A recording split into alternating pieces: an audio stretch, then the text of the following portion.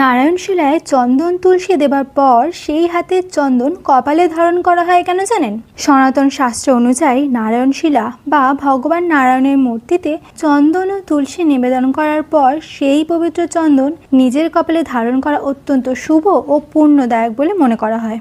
এই প্রথার মধ্যে শুধু আচার নয়, গভীর আধ্যাত্মিক অর্থ লুকিয়ে আছে। পদ্মপুরাণ সহ বিভিন্ন শাস্ত্রে বলা হয়েছে তুলসী ভগবান বিষ্ণুর অতি প্রিয়।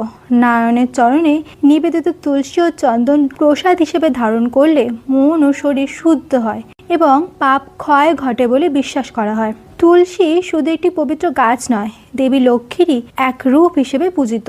চন্দনের সঙ্গে তুলসী অর্পণ ভক্তির পরিপূর্ণতা প্রকাশ করে।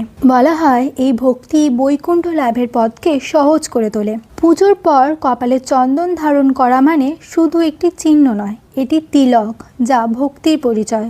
কপালের মধ্যস্থলে আজ্ঞা চক্রে চন্দন লাগালে মন শান্ত হয়, একাগ্রতা বাড়ে এবং ঈশ্বর চিন্তায় মন স্থির হয়।